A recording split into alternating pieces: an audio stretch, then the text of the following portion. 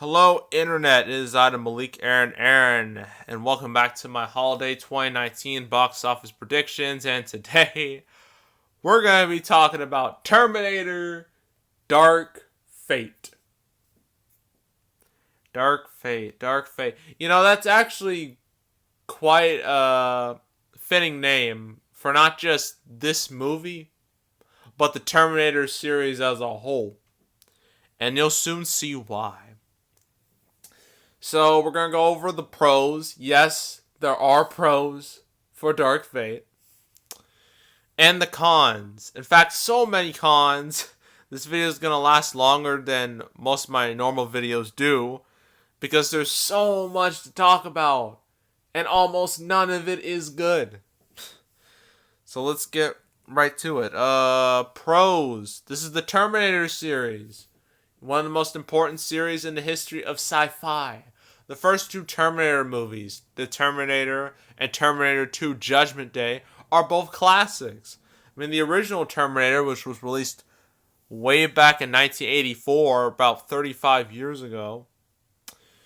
The whole plot around that movie is you had Arnold Schwarzenegger, who portrayed the T-800, a cyborg assassin, who was sent back in time from the future to the past in order to kill a woman named Sarah Connor, whose son, John Connor, will eventually be the savior for humanity and will lead a human resistance against the machines. And he also had a soldier named Kyle Reese, who was also sent back in time to protect Sarah. The movie was basically a slasher film with a sci-fi twist. And not only did it help solidify Arnold Schwarzenegger's career, it also launched the career of one James Cameron. That's right, the man who made Titanic and Avatar. His big break was the first Terminator. 7 years later, we get Judgment Day. And this movie is quite different from the original, because instead of being like a horror-esque film, it's more of an action movie. It's similar to what James Cameron did with the movie Aliens. How he turned, the original Alien was once a horror film. In the sequel, he turns it into a full-blown action movie. And it worked out great for Aliens. And it worked out amazing for Terminator 2. Because in Terminator 2, we have kind of the same plot, but with a bit of a new twist. Is that, John is a bit older. He's 10 years old. Sarah Connor is now basically become a badass ever since the original. And, a new advanced Terminator, the T-1000, is sent, back in time from the future to kill John Connor. And also another T-800, Arnold Schwarzenegger, he's also sent back in time to protect John. So instead of Arnold being the villain of the first movie, they turned him to a more heroic figure in the second movie. And the movie was a smash hit, one of the most successful sequels ever. It destroyed the original's box office. It was, at one time, the highest grossing rated R film in history. And it was the biggest film of 1991. And also, we can't forget about the special effects, because they were downright revolutionary, especially with the T-1000. Even if you look at the movie today, for 1991, the effects are incredible. They hold up amazingly well. You can't say that for a lot of movies nowadays. So yeah, those two movies, classics. And although every movie since has dipped in quality, those two movies, are still held in very high esteem. And what's particularly important for Dark Fate is that this is the sequel, the true sequel, according to James Cameron, the true sequel to Terminator 2. Because not only is James Cameron officially coming back to this series as a producer, he wasn't involved with Terminator 3 or Salvation or Genesis. So he's back. God, I have to use the I'll be back. I was going to use that at least once or a couple times in this video. But not only is he back, but Linda Hamilton is back, portraying Sarah Connor for the first time since Judgment Day. So that's a big selling point. So having her and Arnold back on the same screen is pretty big. It's cool. There's no real competition for this film. It's the first big film to come out in a while.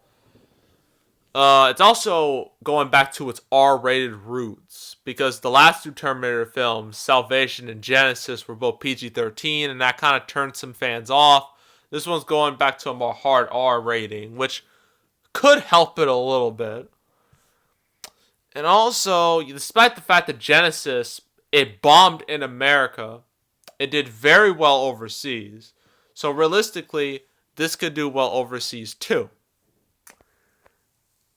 And that's about it. That's literally about it. I mean, I know there's the whole, what about nostalgia? That's a double-edged sword. It can either help or hurt a movie. I mean, sure, nostalgia helped Star Wars, but it didn't help Rambo 5. Okay? It didn't help Shaft. It didn't help those movies. So, that's all the pros out of the way. Cons. Every Terminator movie since T2, right? So, Terminator 3, Rise of the Machines, Terminator Salvation, and most recently, Terminator Genesis. All three of those movies, the public opinion ranges from underwhelming to terrible. So, you really have 2 good movies and 3 bad movies. That's not a good ratio. Not at all. And the last one, Genesis, I actually saw Genesis in theaters. It was really bad. It was not a good experience. And I feel like that movie put a bad taste in a lot of people's mouth. So much that it will negatively affect Dark Fate. I think really the 3 sequels that came out to T2, they all put a bad taste in people's mouths. Because none of them even came close to the magic of the first 2 movies. Another con going against this movie is that many people are just like, why does this exist? No one asked for Terminator 6. No one was demanding for another Terminator movie, especially after Genesis, and how bad that was. But they made it anyway, so it kind of fits in with a lot of reboots or trying to restarts for a series. A lot of series are trying to hit that restart button where they want to, revitalize themselves. And sometimes it works. It worked with Creed. It worked with Halloween. Worked with Star Wars for the time being. But I think Terminator, here's how I see it. Ever since Terminator 3, it's been one of those situations where it's fool me once, shame on you. Fool me twice, shame on me. This is the 4th movie after Terminator 2. You think audiences are going to be fooled a 4th time? Come on.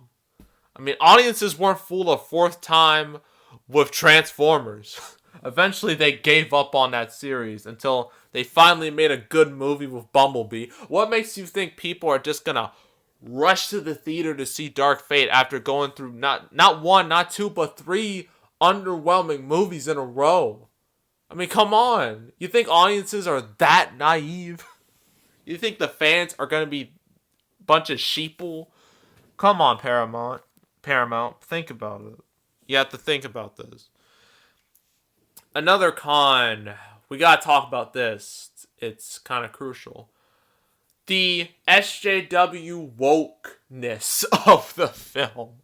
The very first image of this movie, it didn't even feature Arnold. You think it would feature him because he's the face of the series.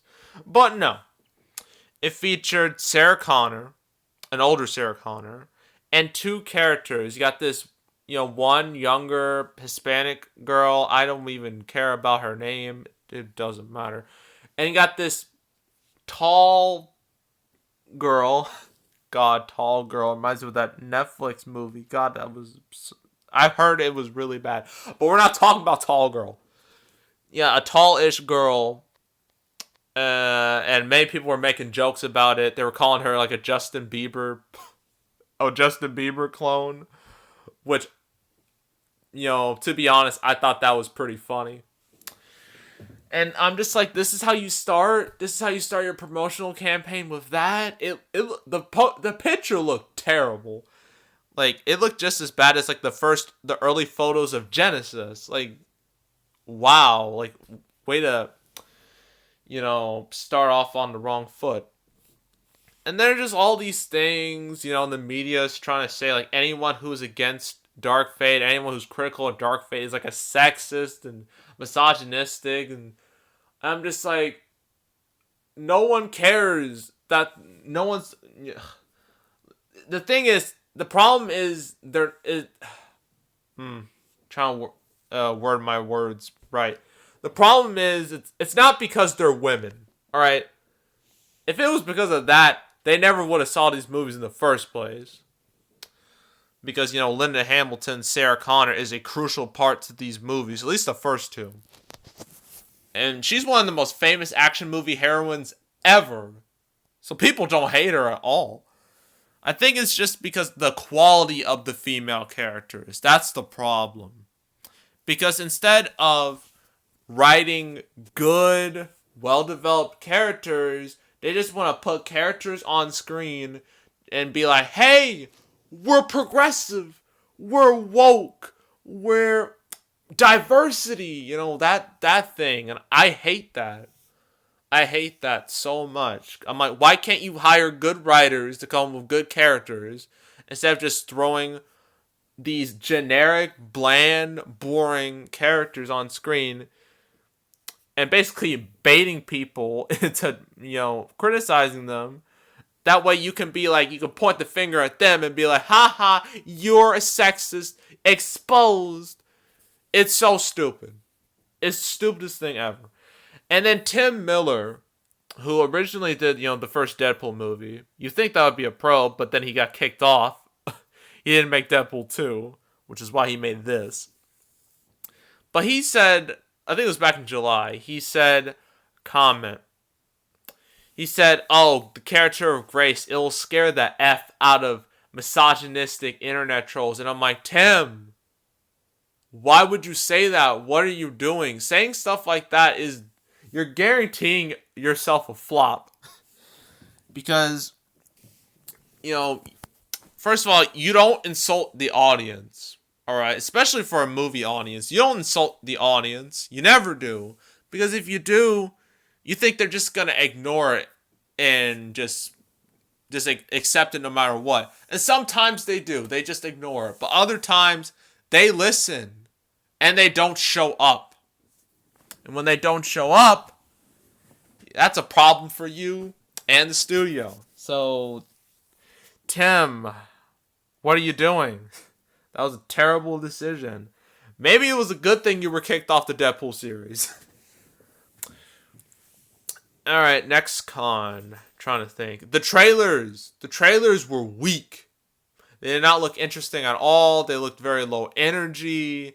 They did not look exciting. The second trailer almost spoiled the whole movie, so that's bad. You don't want trailers. You don't want a trailer to be like, oh, this is the whole movie in a nutshell. Like, you want to at least have some secrets in there. I mean, they did hit a secret, and you've probably heard of it by now because the movie's out. And it's a secret that likely pissed off a lot of people. A whole lot of people. I'm pissed off about it, and I didn't even see the movie. I'm not even going to see this movie, but I heard about it, and it made me mad. And for those of you who are going to see it, the 4 of you, the 12 of you who are going to see this, I'm not going to spoil it for you. But trust me, if you love Terminator 2, you're not going to like Dark Fate. There's a good chance you're not going to like it. And, what's the next thing? Trying to think. I guess Arnold Schwarzenegger is the next thing.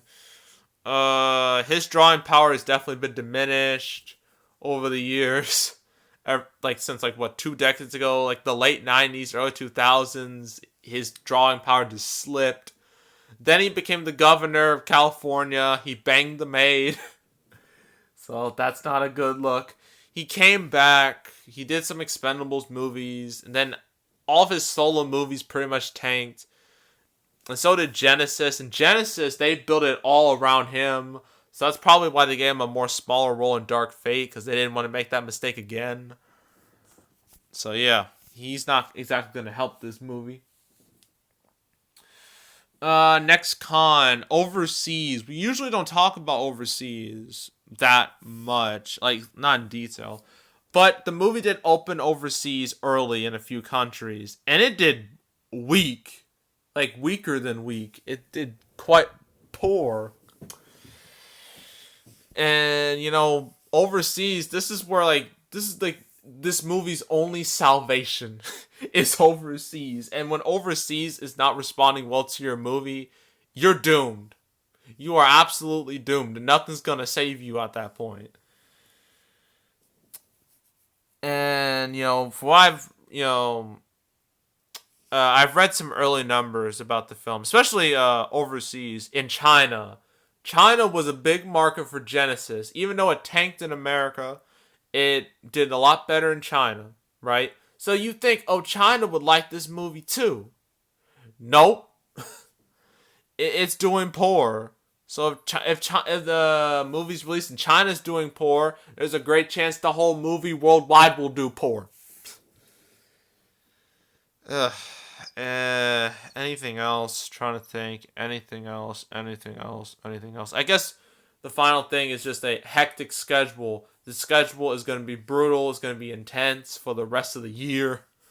So this movie really has one weekend to make as much money as it can before it gets swallowed up by a sea of competition.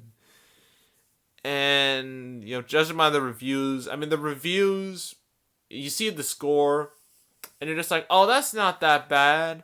Because it's like at a 60-something, which is way better than Genesis. That was like in the 20s. But that's still not a great score at all for really any movie. It's not a score that makes you go, oh, wow, I gotta see that. Joker has that score, and the reason why is because a bunch of critics were being, complaining about that movie's morals, where in reality, the morals really, it was just a bunch of stupid controversy, and the movie was still successful. So overall, Dark Fate, opening weekend. I think this movie is going to bomb. It's going to bomb hard. It's gonna open with only 30 million.